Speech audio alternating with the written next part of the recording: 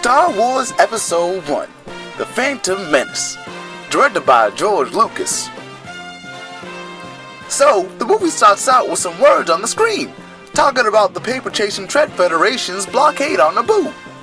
The Galactic Republic releases 2 Jedi crippling groups named Qui-Gon Jinn and his apprentice Obi-Wan Kenobi to do some negotiation with the greedy buttholes. They get there, and an old-looking prune with a blanket on his head named Darth Sidious is like, forget those flippin' flamps, invade that planet and kill those rogue jigaboos. And the Jedi get out of that jank and do the shake and bake down to Naboo.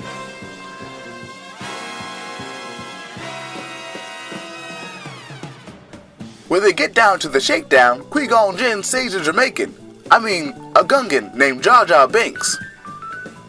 In his gratitude, Jar Jar takes the Jedi to his home skizzy, underwater breezy old city. And they try to talk to the leader into helping the people of Naboo out. But they can only get some transport. So they go up into Naboo and rescue Queen Amidala, the head Heezy Hooper of the Naboo people. And they escape that place, full of them mechanical nipple knops. But the ship gets all damaged because they don't know how to fly ships, and they have to land on that planet of the Hutt, Tatooine.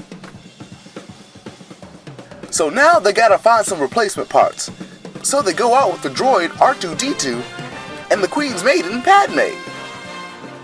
They get to a junk shop owned by a Muppet named Watto with his slave Anakin Skywalker, who's a baller with his own robot named C-3PO. Anakin sees Padme and is like, girl, you look so sweet, you giving me diabetes. You look finer than a moo cow pie.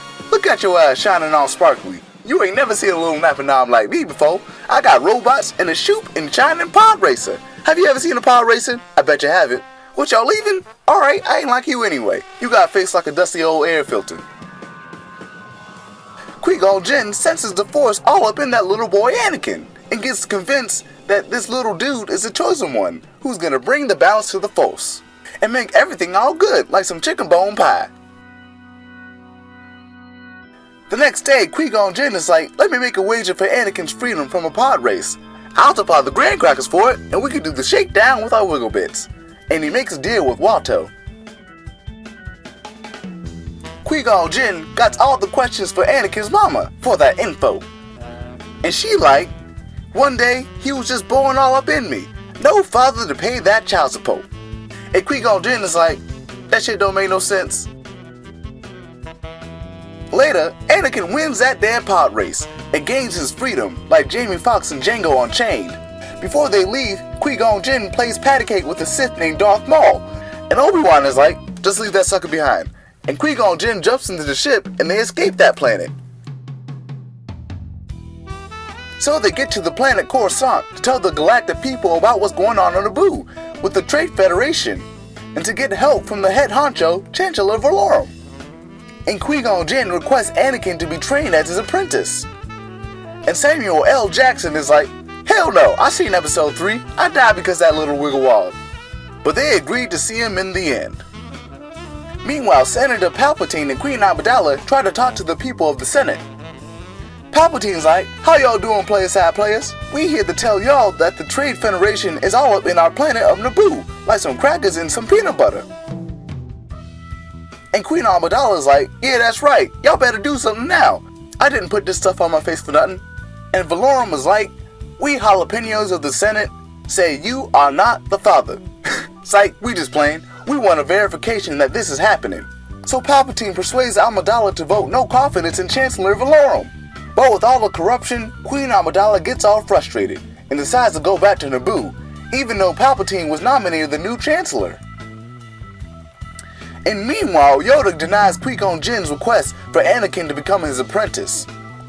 Qui-Gon Jinn is like, they held the Winter Olympics off the wrinkles on your face, and they go with Amidala to protect her, and to find out who that red-faced Sith warrior is. On Naboo, Padme is like, it was me the whole time, suckers, and reveals herself as Queen Amidala to the Gungans to get their support and to take back Naboo. Once the Gungans are on board, Padme makes a plan. And is like, if we can get a paper bag and a mop stick, we can do the wiggle bop and go nom nom nom nom on the fake ass shake and bake, and create a diversion to get into the palace.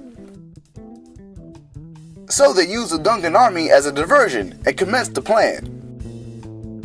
When they get up inside the palace, Anakin accidentally activates the starfighter and finds himself in the droid control ship, which he single-handedly destroys, deactivating all of the droids on the planet, saving them all. But Qui-Gon Jinn and Obi-Wan get into a hand-jive jumble jank with Darth Maul, and Darth Maul wounds Qui-Gon Jinn. So Obi-Wan slices that mamma jamma in half.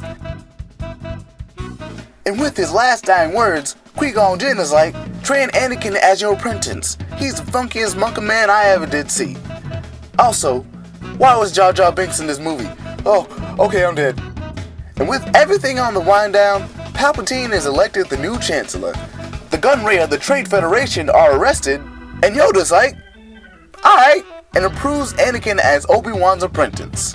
And so, Queen Amidala gives the Gungans an orb thing as a gift of appreciation, and they all celebrate, hoping that peace will forever stay within their galaxy.